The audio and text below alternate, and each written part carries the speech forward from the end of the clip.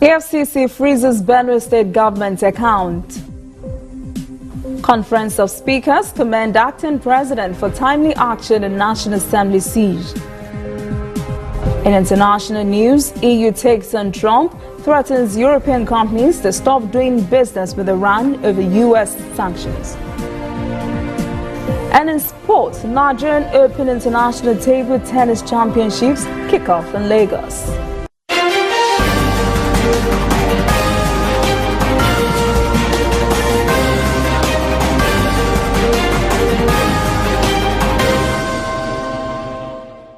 This is ANN News. I am Olajumoke Olatunji. Economic and Financial Crimes Commission (EFCC) is reported to have frozen the account of the Benue State government in an order Tuesday night. The anti-graft agency says it was investigating Governor Samuel Ortom's security vote. This is happening a few days after Governor Ortom decamped from the All Progressives Congress (APC) to the People's Democratic Party. The governor's chief press secretary, Teva Akase, characterized the move as part of the evil agenda to cripple the state. He charged that it is only in Benue State EFCC is probing a governor's security vote. Ortom's defection late last month was preceded by the decamping of scores of APC federal lawmakers. A substantial majority of them went to PDP. Some of those lawmakers are from Benue State. The presidency has warned that the government risk a total shutdown if the Senate does not reconvene quickly to consider some budget requests President Muhammadu Buhari has made. The Senate is currently on recess and is scheduled to return in late September. But the presidency says that may be too late. It is asking the lawmakers to reconvene and approve the presidential supplementary budget to fund the 2018 budget and the 2019 general elections. Special Assistant to the President on Senate Matters, Senator Ita Enang, says anything short of the reconvening of the National Assembly to take on this request could lead to the shutdown of the government. Yesterday's siege on the National Assembly is still fresh on the minds of Nigerians. There have been many parts to the development and many may have missed some of the moving parts of the story. Well, one of those parts is the opposition People's Democratic Party calling for lawmakers to sanction the president. It says that is the only way to save the country from an imminent collapse. The party issued a statement that by the actions of the Department of State Services, sending armed officers to block the National Assembly complex and barring legislators, staff and journalists from accessing the facility should be blamed squarely on the president. If you all go to the Senate chambers, you see that it is locked up and barricaded with chains because nobody is supposed to be sitting. They wanted to invade the Senate chambers to come and sit illegally and impeach the Senate president illegally. The statement further said President Buhari had crossed the line and has placed the country's democracy in jeopardy. The party also says the president had set the nation on the path of anarchy. The PDP then called on the British government not to shield President Buhari in London, but to expel him. The party also called on the British government and international community to immediately condemn and totally reject what it called the ugly development in our country. We are no longer in military rule, we are now in democratic rule. So we have to, we all swore to uphold the constitution and to uphold this democracy, including himself. So he should be here and he should watch it go. By right, he shouldn't even go with this kind of thing happening.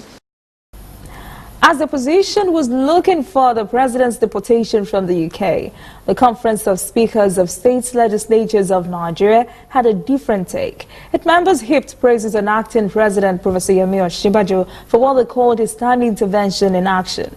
Conference Chairman Mudashiru Obasa, Speaker of Lagos State House of Assembly, commended the acting president for his timely intervention in the invasion he described as sacrilegious and inimical to the growth of democratic values and ideals. He also said it was a desecration of the sanctity of the parliament. Obasa said Osinbajo's intervention had cooled the already heated polity and had also brought credibility to the federal government, both at home and abroad. Acting President Osinbajo swiftly sacked the Director General of the Department of State Services for what he called an unauthorized action. It appeared Lawal Daura Sak satisfied both the ruling and opposition parties. In reacting to the removal, PDP National Vice Chairman Emmanuel Ogidi said it was a good relief and victory for democracy. He said Daura had misused the service. He deployed Tuesday's blockade of the National Assembly and blamed the ruling APC for letting it happen. He called it, quote, a coup against Nigeria's democracy, end quote. Ogidi said the call on the National Assembly to suspend its recess to attend to issues of national importance was not that at all, but an attempt to impeach the Assembly's leadership. In other news, the National Youth Service Corps is taking steps to ensure whereabouts of members are known at all times to prevent the type of disaster that rocked the Corps over the weekend. NYSC Director General Brigadier General Zakari Kazara has directed that traveling outside of camp or places of primary assignment without obtaining permission would remain an offense. Kazara spoke at the Ekiti State Permanent Orientation Camp, where he addressed Corps members on dangers of playing with their health and security. He reminded Corps members that the standing rule of the agency is that permission must be obtained before embarking on any journey. 9 Corps members had drowned over the weekend in Taraba State during a journey about which the state office said it was not informed. Kazara called for a minute's silence for the 9 and called on members to make that tragic incident the very last of such. Health Minister Isaac Adewale's recent call for a 6-month maternity leave has been hailed as a great idea by the Muslim Rights Concern, which says the call was timely, germane and salutary. The group says 6 months would give each child more breastfeeding time.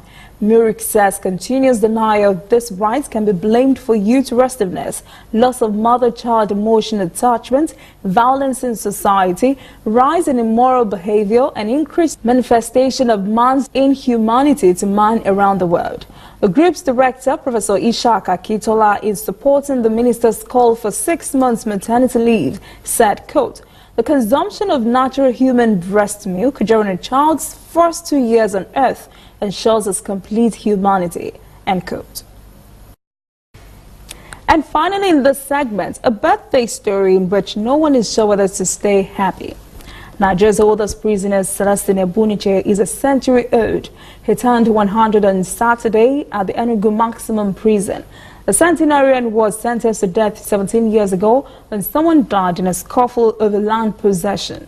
A non-governmental organization, Global Society for Anti-Corruption, is pushing for his release. The organization has appealed to the federal government and Governor Rochas Okorocha to release Ebuniche, his son, and another 78-year-old relative who were in prison with him. The NGO says Ebuniche has suffered from diabetes over the years. It says with his age and failing health, it will be proper to release him to go and possibly die peacefully at home. The group says if Ebuniche is eventually released, it will want the federal government and state government to take care of him. Should we say happy birthday? Only if Pa Ebuniche himself is happy, but we'll pray for him. We'll be back after these messages. Stay with us.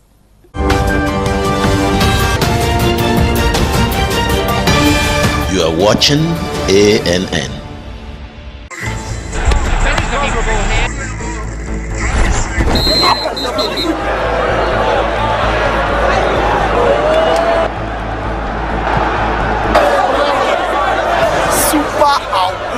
MTN gives 2,000% bonus for reactivating your MTN SIM.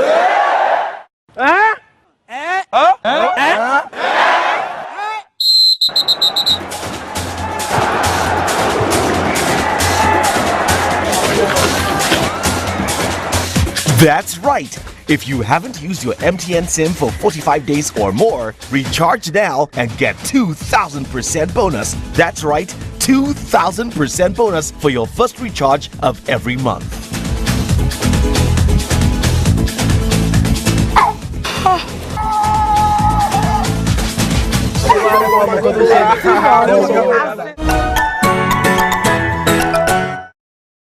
Whether in your house, at your office, on your phone or online, we are there. We have the facts behind the headlines. We cut to the chase with the news you really need. We cover every angle.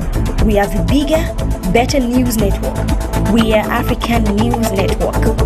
ANN, Watch ANN News on MITV from a truly African spirit. Welcome back. This is ANN News and African News. Zimbabwean police are searching for 9 senior officials of the opposition MDC alliance for allegedly inciting their supporters to stage an illegal protest last Wednesday. In the wake of the disputed presidential election, 6 people were killed while the military intervened to curb the protest in the capital, Harare. The MDC alliance says the last election was rigged to give President Emmerson Mnangagwa a victory, but the Electoral Commission insists there was no malpractice. Former Finance Minister and leading MDC alliance figure Tendai Bete is among those wanted for unlawfully announcing that Nelson Chamisa had won the presidential election.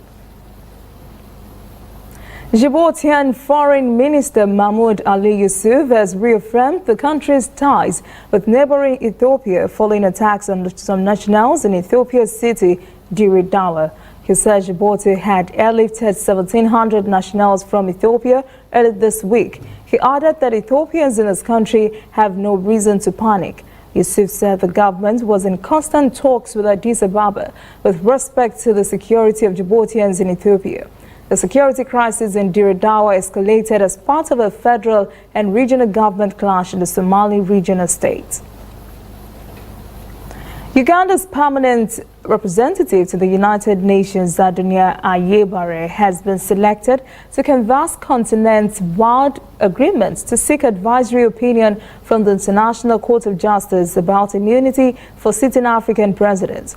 The choice of Ayebare by African diplomats follows a resolution in Addis Ababa early this year by heads of state and government for clarity on immunity in the wake of indictment of sitting African presidents by the International Criminal Court.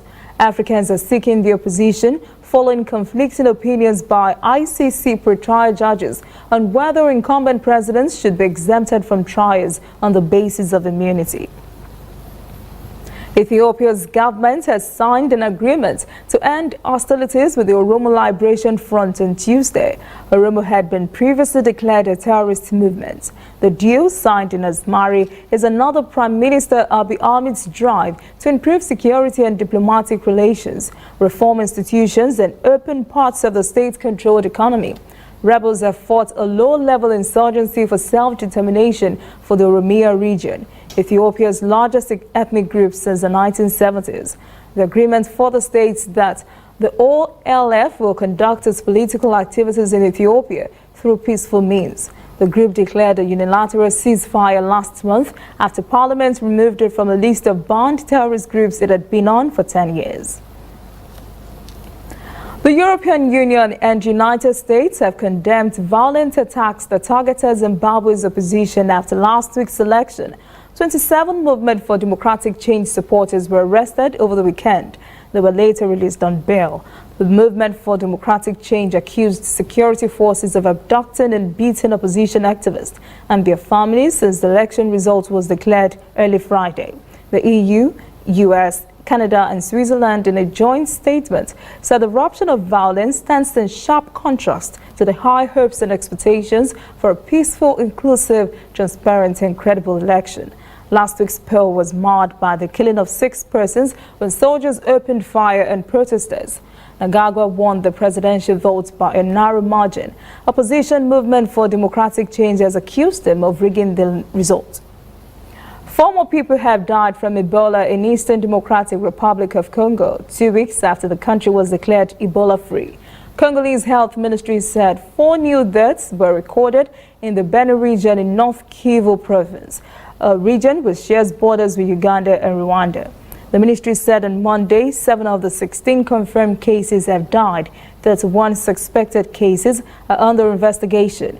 It says almost 1,000 persons who have had contact with the virus have been registered and are under surveillance in health zones.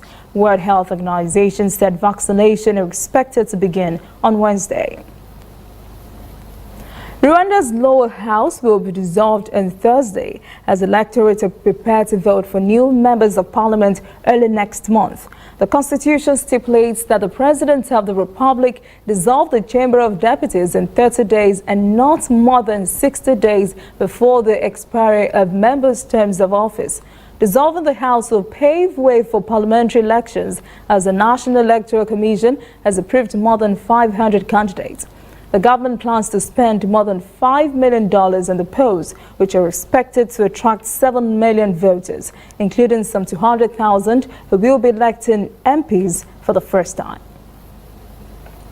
Mayor of Botswana capital city Gaborone has challenged the city of Windhoek, Namibia, over the issue of informal settlement. Kagiso Thorwes said people should get land so that they can build better houses, saying it is also a responsibility of the president. He added that Windhoek was too beautiful to have informal settlement. Thorwes expressed happiness that the relationship between the two cities would be cemented because Namibia and Botswana shared a long history of cooperation. Capacity building, cultural exchanges, tourism, waste management and law enforcement were part of the agreement.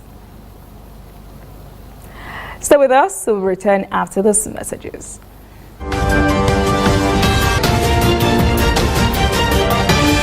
You are watching ANN. I am Lucy Adeyemi. I am Rotimi Akintunde. I am Olajumoke Olatunji. We bring you The news On ANN News. Business,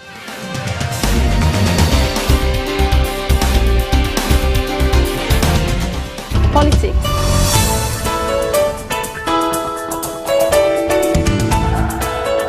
Global News. Watch ANN News. In a truly African spirit.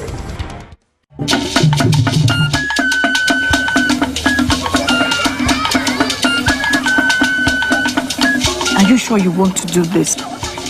Adam, go and bring us your husband. Okay, hello baby. We're in this together, okay? Can you hear me? Keep coming forward. Wait, stop. You okay, lean to your right. Keep walking down, keep walking to the left. Yes, you're almost here. Keep going. You are here. Wow, you did it. I'm just so glad I didn't have to use my cane to do this. And I am so glad no other man got you before me. Let me be your eyes. We will never stop working to give you a network you can rely on so you can enjoy life's special moments. MTN, everywhere you go.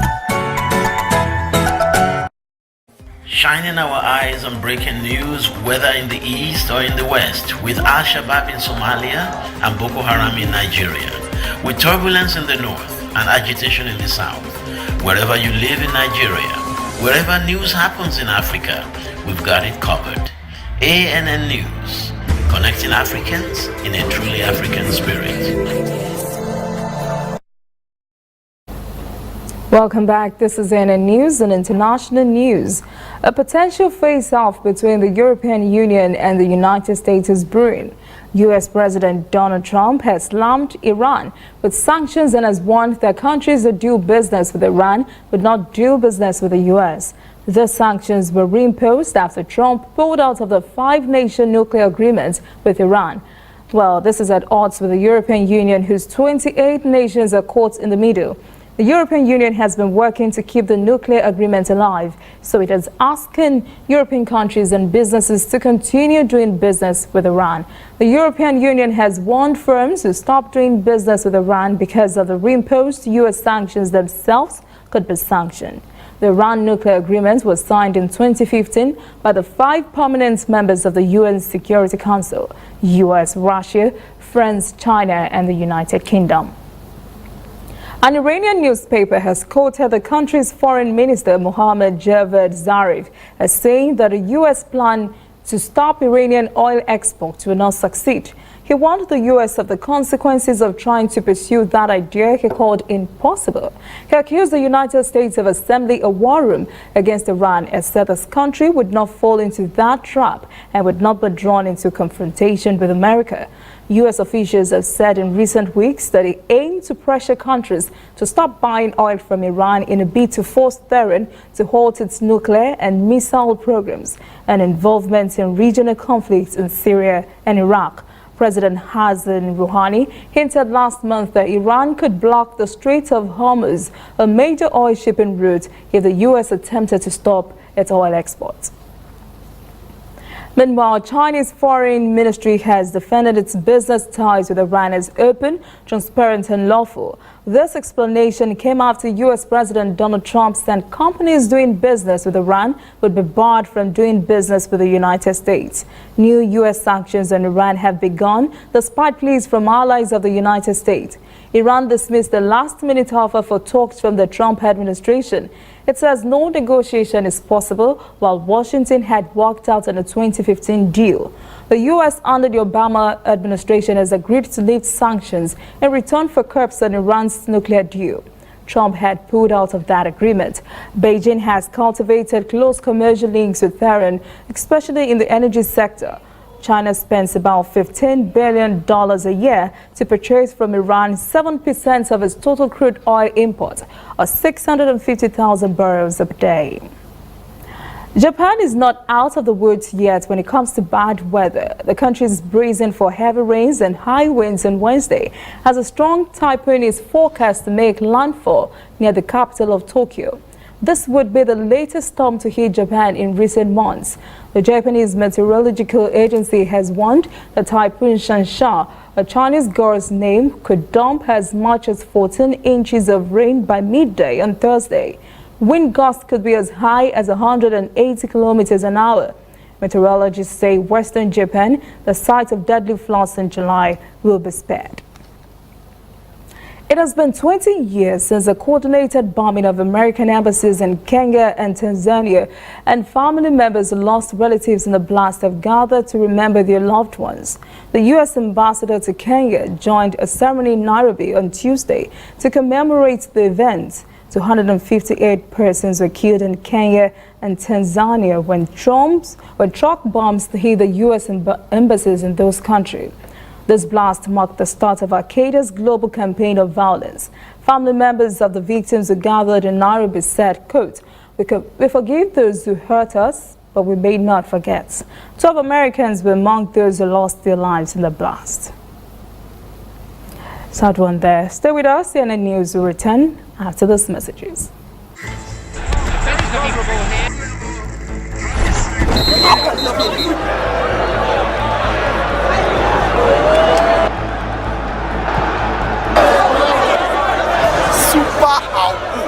MTN gives 2,000% bonus for reactivating your MTN SIM.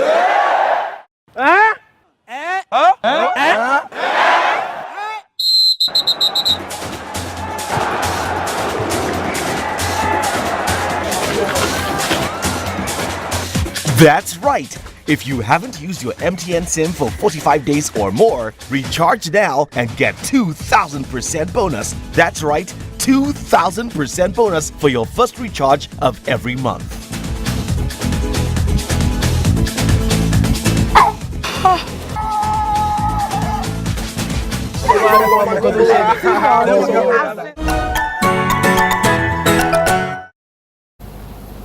Welcome back. This is CNN News. Now in sport. Some of the best-ranked table tennis players from around the world are gathered in Lagos for the start today of the International Table Tennis Federation ITTF Challenge Nigeria Open. Chairman of the local organizing committee, Enito Oshodi, says at least 170 players, including 40 in the top 200 and 50 in the world, will participate in the ITTF tournament. This is the 7th of the 9 ITTF Challenge C Master Series in which players fight for rating points. It's not just rating point that have attracted players to this event. Winners of the men's and women's singles titles will each pocket $5,000. Doubles winners in each men's and women's categories will take home $3,000. Total prize money for the tournament is $46,000. Sounds interesting. I'm sure up there to see some powerful lifts and spins. Well, that's CNN News this evening. Thanks for joining us. For details on this and other stories, visit our website, cnnafrica.net. Conversation continues on our social media platforms, Twitter, Instagram, and Facebook at CNN Africa TV. I am Olajumoke Olatunji. Have a pleasant evening.